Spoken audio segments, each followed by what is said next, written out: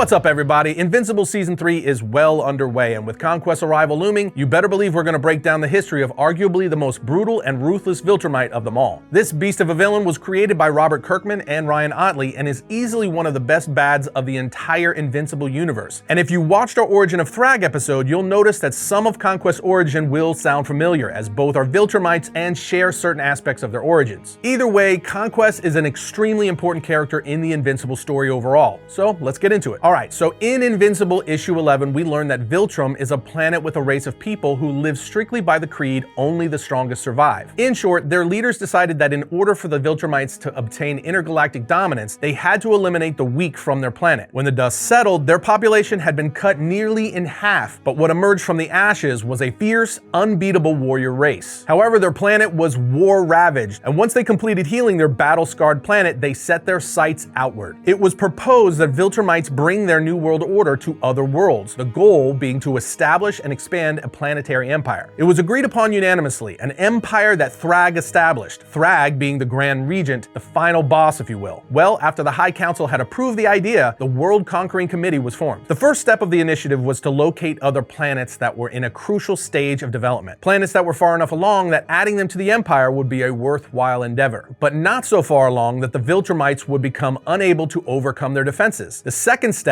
was to install a global watchtower where they could keep supplies for a long-term occupation and monitor the entire planet from orbit. The final step was to send a team of representatives down to the surface to announce their takeover. From there, that team would stay behind on the planet, monitoring its activities. Races who cooperated were given access to Viltrum technologies, which could be used to improve the quality of life under Viltrum rule. But races who resisted were killed violently. We then go on to learn that with this expansion, the Viltrumite Empire was a success, so they doubled their efforts. But eventually, as the Viltrumite Empire grew, their forces started to become stretched too thin to maintain it, and their expansion screeched to an abrupt halt, forcing them to think of a more efficient method of world conquering. The solution they came to was, rather than come to a planet in large numbers and conquer by force, the highest ranked and most trusted officers would be given planets to survey and weaken over time. You know, as one does. But speaking of galactic domination, let's talk about another legendary villain from a different galaxy far, far away, Darth Vader. He is easily one of the best villains in cinematic history, and this new collectible from today's sponsor, FanHome, lives up to that standard. FanHome is easily among our favorite model and collectible brands, which is why you've seen them here on the channel so many times. And now they've created this film-accurate, half-scale model replica of the Chosen One himself that is based on Episode 5, The Empire Strikes Back. Which means, when fully built, this insane grail piece will stand at just over 3 feet tall. It also has a removable helmet and can be articulated to shift the head and arms to create different poses. On top of that, Vader's chest plate and belt have several illuminated buttons, and it comes with a remote control so you can activate all the functions like a light-up lightsaber, sound effects, even some of Vader's most iconic lines from the movie. With FanHome's build-at-home subscription-based plan, each month you get new parts delivered straight to your door. And over the course of your subscription, you'll score awesome freebies like a Darth Vader-themed thermal bottle, t-shirt, mug, binder, and 3 posters. Just use our link in the description to grab your own Darth Vader subscription now, and while you're on their website, make sure to check out their other great Marvel, Star Wars, and Transformers models as well. Also, do us a solid and use our code VARIANT with the link in the description below. That way they know we sent you. Alright, so jumping back to Conquest's origin, we've reached the point where the Invincible story starts, with Nolan, aka Omni-Man, as one of their highest ranking officials, being sent to Earth to set the stage for Viltrumite dominance. However, early on, he meets Mark's mother and marries her to pass the time while he ultimately plots to conquer Earth. The two would have a son named Mark who would eventually become invincible when he finds out that his father Omni-Man was not the hero he and everyone thought he was, but in fact was sent to Earth to weaken it and eventually take it over for Viltrum. In the middle of all this, Omni-Man tells Mark, "I know this is confusing, but everything you know is wrong. We don't belong here. This world is beneath us. These people are beneath us. This planet and its resources are valuable to the Viltrum Empire. With you at my side, we could rule this planet for centuries before we had to turn it over. Think about it, son. You must realize this is right. Trust me. This is the only way." Obviously, Mark's not interested, and he tells his dad it ain't gonna happen, saying, "This is insane. What do you expect here? That I'm gonna enslave my friends for a bunch of aliens I've never even met? This is my life. These are my people." So in the end, Mark does not agree to stand at his father's side, at which point his father turns on him and starts beating the ever-loving crap out of his own son, punching him through skyscrapers, subway stations, accusations and just overall beating him to a bloody pulp. Ultimately, Omni-Man says, if Earth resists the Viltrumites, they will destroy them. But that's what we are here for, to keep them from resisting. He continues to tell Mark, whatever you're fighting for right now will be gone before you have time to enjoy it. You are fighting so you can watch everything around you die. Think, Mark. Think. The older we get, the slower we age. You will outlast every fragile being on this planet. You will live to see the end of this civilization. Everything and everyone you know will be gone. What will you have after 500 years? But a bloody and broken Mark looks up at his father saying, you, Dad, I'd still have you. A torn Omni-Man then raises his fist to punch his son one more time, seemingly about to deliver the death blow, but Mark, still bleeding, just stares up and says his father's name, at which point Omni-Man wells up with tears and takes off into space. Now, if you read the Invincible series or have been watching the show, you know Omni-Man ultimately has a change of heart and aligns with his son, but that doesn't mean the Viltrumites are going to stop coming after Earth. In fact, this is where Conquest starts to come into play. I know there's a lot of setup to finally get to him, but hey, you need to know where you've been in order to know where you're going. So from here, just like we saw in Invincible Season 2, the Viltrumite Anissa would show up on Earth in issue 44 of the series. She finds Mark and says, come with me or I'll kill your mother. And once they're alone, she says, I want to apologize for threatening your mother. That's not how I wanted this to start. It was the only way I thought I could get you alone quickly. For that, I apologize. You have been designated the Viltrumite agent of this planet. She then asks what steps have been taken to prepare the planet for eventual takeover. Because remember, Omni-Man is still MIA at this point in time. So Mark responds, none. There's some back and forth between them, but they ultimately end up fighting a monster together that's trying to sink a cruise liner. But after that's taken care of, she says to him, the Viltrumites and these people don't need to be at odds. We can all get what we want out of this deal. None of these people need to be hurt. How many of these people would have died today if I had not been here to help? Wouldn't it be nice if you got this help on a regular basis? Wouldn't your life be easier? So what do you say? Are you going to work with us? But Mark tells her, I'm sorry, but I'm still not convinced. So a now angry Anissa looks at him and tells him, I'm sorry to hear that, as she punches him and sends him flying, while saying this was not a negotiation. From here, we're taken to issue 45, where we see that Anissa has easily overpowered Invincible, with her ultimately telling him, you really have no idea how much danger you're in right now. You can choose to oppose us. You can deny these people you care about so much the utopia Viltrum would bring this planet. Instead, we can flatten their civilization while we take what we want anyway. That decision is yours to make. In time, a replacement for you will be made available. Another Viltrumite agent will be sent here. If you still choose to oppose us, you will be killed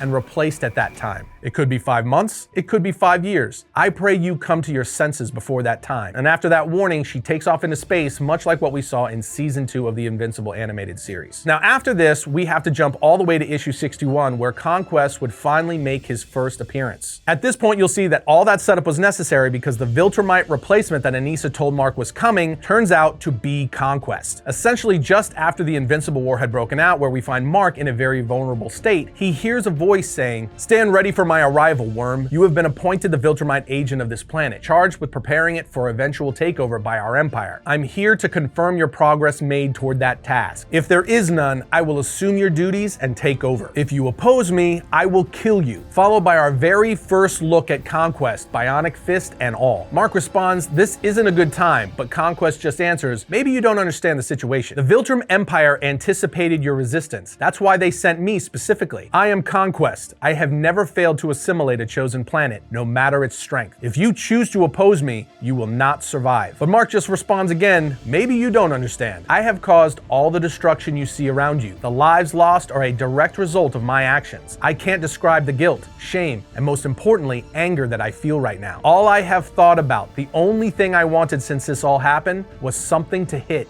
as hard as I can. An amused Conquest then says, very well, as the two charge each other for battle. But that leads us into issue 62, where we see Conquest tackle Invincible into a skyscraper, completely leveling it. He then stands over Invincible saying, right now Anissa would be telling you about how the Viltrum Empire would turn this planet into a utopia. She'd tell you you're a fool to try to prevent this, that we would be helping the people you believe you are protecting from us. I'll not tell you any such thing. The truth is, I want you to resist. I'm I'm not here because I want to spread the Viltrum Empire. I'm not here because I believe in one cause or the other, or that I'm fulfilling some kind of honorable duty. I'm here because I enjoy this. Which tells us exactly what kind of a villain and threat Conquest is. He's a bloody man of war, and he loves it. Conquest then fully verifies this by telling Mark, "I long to feel my fist drenched in blood." But Mark responds by punching him and tackling him into another building. But again, Conquest loves this, so he picks himself up and grabs Mark by the neck with his robotic arm, saying, "More, I want more." So Mark punches him in the face with 2 fists, as Conquest says, "Very good." Mark tries to tell him that was just a warm-up and punches Conquest into space. But Conquest is easily able to bring Mark right back down to Earth with the two fighting all the way down. Mark starts to panic a little bit, saying, "Just listen to me." But Conquest cuts him off, telling him, "Are you crazy? You think I'm gonna give you a chance to surrender so I have to stop? Have I given you any indication that I want to quit? I'm having the time of my life. Come on, keep going. When I'm done with you, I'm going to kill everyone else. Don't forget that. You're all that stands between me and these feeble beings you've grown to love." This triggers something in Mark, and his little brother comes in to assist, but Mark yells to Oliver, "Get out of here," and literally throws him out of the fight. This fight continues to go on for so long and is so brutal that it leads us to issue 63, where we see Adam Eve get out of a hospital bed where she's still injured to help Mark, as he's quite literally getting thrown around by Conquest. When she arrives on the scene, she tells Conquest, "You're not Omni-Man," to which Conquest responds, "Yeah, bad news for you." Mark then grabs hold of Conquest from behind while screaming to Adam Eve, "Get out of here now." But Conquest responds quickly by breaking Mark's leg in half, with bone protruding as he says, "So concerned for others' safety. You really are pathetic." Adam Eve freaks out and tries to intervene by putting Conquest in a force field, but Conquest tells her, "You've got problems of your own, kitten," as he shatters her construct and punches her across the face with his robotic hand before taking his other hand and putting it right through her torso,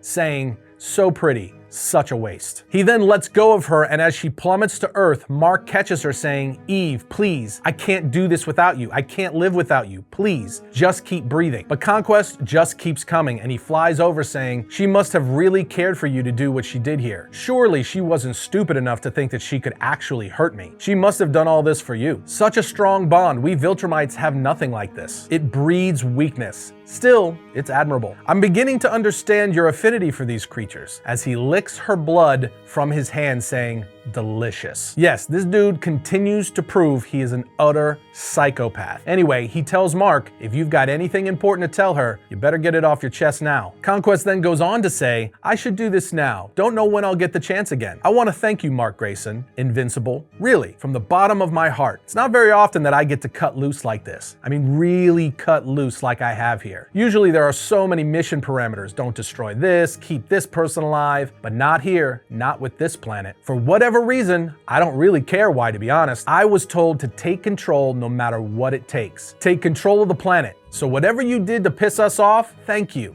This has been fun." Conquest then looks down at Eve and callously says, "Dead. Good. I take it I have your full attention now?" A bloody, broken Invincible looks at him and says, "I don't care how strong you are. I don't care how fast you are. I can see the future. You don't live to see tomorrow." And with that bold statement, we turn to issue 64, where Conquest just starts laughing at Invincible, saying, "After all I've done, after everything endured at my hand, still you threaten me? I dare say, child, you're beginning to impress me. Okay then, do your worst." And with that, the two charge each other yet again, with their fists colliding in midair. But this time, Mark's fist shatters Conquest's robotic arm. But despite this blow, instead of being mad, Conquest looks at his shattered arm, saying, "Now we're getting somewhere." Dude is full on like the Joker from The Dark Knight. Anyway, as the two continue to fight in midair, we realize that Adam Eve is not dead, and she rises yelling, "Mark," calling out for him to move as he's currently ground pounding Conquest, saying, "Die." But Mark manages to hear her and moves just in time for her to release a massive energy blast onto Conquest. And on the next page, we see that this energy blast disintegrated the outer layer of Conquest's flesh, with most of his muscle now exposed. So Mark seizes the opportunity and starts pounding on Conquest yet again with everything he's got. And it's quite literally the definition of a bloodbath. In the end, when the dust settles, Mark sits on top of a bloody Conquest as we see that Conquest's face has been smashed in, with Mark finally victorious thanks to the help of